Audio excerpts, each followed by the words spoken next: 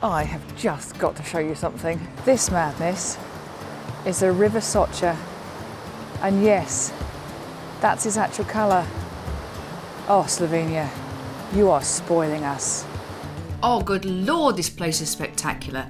Churches, mountains, gorgeousness everywhere you look. The problem is, if you get your timings wrong, just like when you go anywhere else, it can be, well, proper disappointing. Just saying. In the next few minutes, I'm going to explain why local research, or any research, is better than none.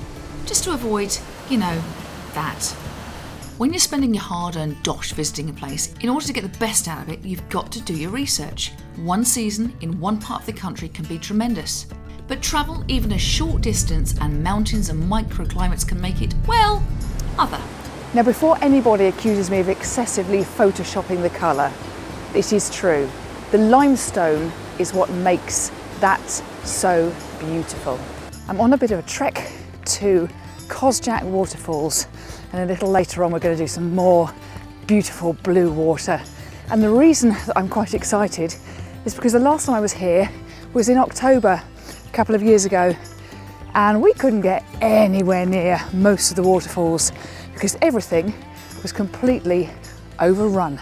Now, whilst October gave me amazing mists that were really superb for one type of photography I wanted to do, for waterfalls, well, the rain that accompanied that meant everything was awful. Really, really wet. Euphemism. Now, the issue really has been my ignorance, because the South Downs National Park, where I live in the south coast of England, well, that has some beautiful rolling hills, but the topography is so different that actually I didn't realise the impact that things like mountains or hills, along with heavy rain, can have on water features. Don't say it. I know. Go on then. Plank. You see, to get decent waterfalls, I need to travel quite a distance. At least 4 hours to Devon, maybe onto Wales, Scotland, the Lake District, or Yorkshire. We just don't have them at all where I live. Now I'm beginning to understand stuff meteorologically and Oh, good Lord. Come on. Topographically as well. Career choices I'm glad I didn't make. Now, normally you would have to pay an entrance fee to get in here, but off season, or whatever it is now, nope. Well, I spoke too soon. A little man popped up, and it's €5 per adult.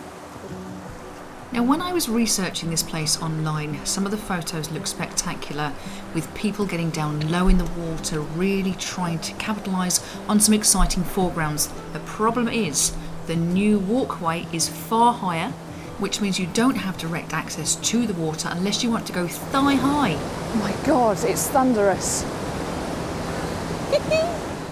And here we have it, the 15-metre high slap Kozjak in all its splendid glory. The rocks providing a natural amphitheatre. Good God! Just give me a moment to take it all in. We made it! Yes! Polarizer, whack the ISO up, because it's really quite dark in here, and just try and find something that gets this cavernous across. Not even a word, but the 16 to 35 did the job. With the walkway where it was, there weren't exactly many options for compositions, but I did have the place to myself for a full 20 minutes. Well, with him as well. I don't think I've ever been to a situation where the polarizer was so necessary. Let me show you.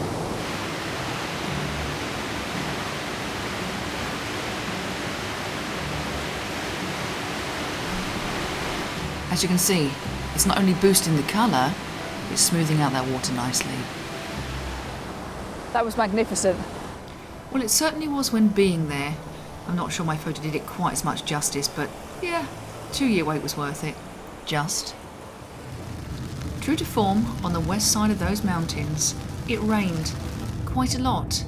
And I thought history was going to repeat itself, but despite some impressive cloudage, it eventually cleared, and lo! Oh, this is nice. Another impressively blue part of the River Socha. I have shot this a number of times over the past years, and I really want to show you the effect that direct sunlight has on this scene. But first, some atmospheric moodiness from a previous autumn. Now, okay, we don't have the punchy blues. I'm just liking the atmosphere. The softness is sort of painterly-ish. Now, back to this day, and the stormy skies were okay, but there's just no atmosphere, nothing really to go, oh, that's interesting. Now, get a bit of light on the scene and something interesting going on. Now that's a different matter. Even though this light would normally make me run for the hills, I confess it brings the blues out beautifully and the human element, well, very much needed.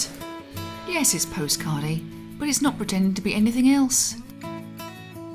About a mile away is a classic location called the Kozjak Deep Gorge, and at this place I think the colour is at its most intense, as you'll see from this handheld shot taken from a rickety wooden bridge. Now, I started off by saying that research was important, but on reflection, I think it's more important to have an overview of the terrain in your head and an understanding of how elements can come together to enable good opportunities, or not. As if you need an illustration. Time travelling again. Oh my God. This is my most dramatic example of ignorance. It's just started raining again, but This is bonkers. what you're seeing is the water here is causing its own wind. Look at that in the trees. That's. Crikey. I think we probably shouldn't be standing here. Yeah. That's frightening. Yeah. Okay, I'm going to turn these guys around just so they can see it. I've got about 2 seconds when I have. Here goes. Up until this point, I had no concept of how 24 hours of rain could change a whole scene. I've educated myself a lot since. That's crazy. Determined to try again, I was filled with hope on this late spring afternoon. This is as far as I got last time before. The water, with its power, caused sort of a wind with everything coming towards me. Somewhat different this time. Hopefully I can make sense of this scene. Wow. Oh, that's quite pretty. Far better. Wow. So this is not the optimal angle. I think if I go off to the right here, I might be able to get that beautiful coloured pool in front, and it's got some fish in it. Quite a few fish actually. I think this angle is possibly too acute, so an in-betweenie would be quite useful. So while I fussed and fiddled about in order to counter the impending boredom, my beloved stuck the drone up just to get a different perspective.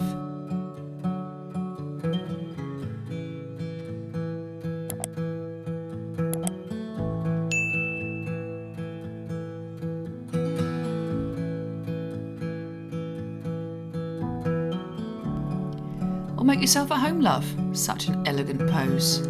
Oh God. Eventually I found what I considered to be an acceptable compromise. And whilst Nigel stood there waiting for an interminable amount of time, well, I indulged.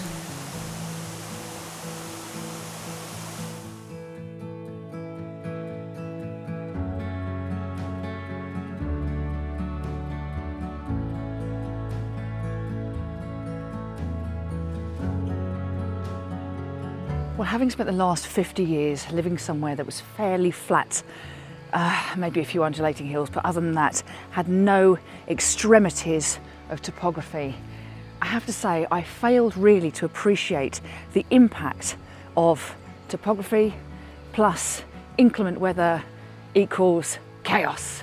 A powerful equation. I now appreciate it a lot more. And yes, it has taken me to come somewhere fairly extreme for me to realise the power of that equation, but I got there in the end. So I need to be a little bit more careful in future about how I do my planning and just appreciating, not necessarily waiting for another day to get the shots, because sometimes there just aren't other days. Well, as ever, here are my 3 favourites, and dad joke warning, I hope you enjoy a good slap as much as I do. Slap being waterfall. I'd love to know if these or any others have caught your attention during the video. I find it really interesting. Well, thank you for joining me today for the final time in Slovenia. Wherever I am next time, it won't be as glorious as this, I can promise you, but I look forward to taking you with me. In the meantime, have a cracking couple of weeks. Take care. couple of hours kip in order to get rid of the sun and... See what I have to put up with? Idiot. Oh, Oh, indeed. well, you're not meant to be looking at me. Fool.